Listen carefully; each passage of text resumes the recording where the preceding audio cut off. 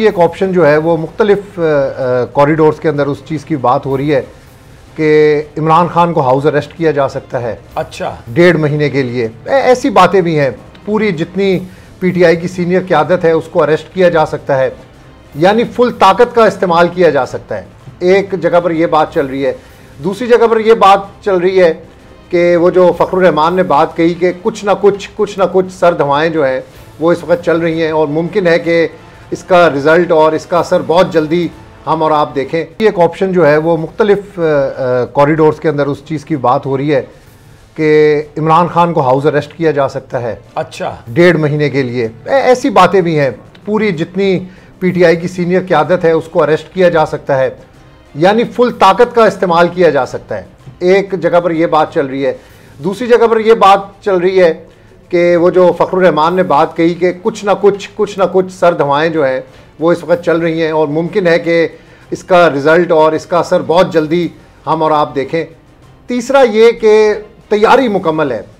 एक party meeting में 2-3 लोगों ने कहा कि इस लॉन्ग मार्च को थोड़ा सा डिले कर दिया जाए, तो इमरान खान ने उस पर बड़ा सख्ती से रिएक्ट किया। उन्होंने कहा बिल्कुल ये बात नहीं करनी, हर सूरत लॉन्ग मार्च होगा। यानी वो जो साइड है वो बिल्कुल मजबूत है। आज भी मरी, एबटाबाद, चकवाल, हरीपुर, वही जो हम बात करते हैं कि मज़ाफ़ात के लोगों को इंटेक्ट कर रहे हैं। रावलपिंडी यूनिवर्सिटी जा रहे हैं, सरगोदा यूनिवर्सिटी जा रहे हैं, यानी पंजाब के लोगों को ज़्यादा से ज़्यादा इन्वॉल्व करने की कोशिश कर रहे हैं। तो आज वहाँ पर काफ़ी मीटिंग्स इस हवाले से थी। फिर सोशल मीडिया के कुछ लोगों जो कि जनूबी पंजाब से उनका ताल्लुक़ है, उनको भी आज इमरान खान मिले और हर मुलाकात में वो कहते हैं कि बिल्कुल मैं आवाम की राय का एहतराम करता हूँ, क्योंकि जो अवामी प्रेशर है इस वक्त वो सिर्फ और सिर्फ लॉन्ग मार्च की तरफ है। उस दिन ये मीटिंग में किस तरह इमरान खान ने ये अक्टूबर की डेट दी। किसी ने कहा कि अभी आप डेट ना दें। अब तो कि एक उम्मीदवार जो सीनियर एक क़यादत थी, उन्होंने कहा कि आपको एक डेडलाइन देनी पड़ेगी। उनकी बात मानते हुए इमरान खान ने फिर प्रेस कॉन्फ्रेंस में कहा कि अक्टूबर के अंदर ये लॉन्ग मार्च होगा।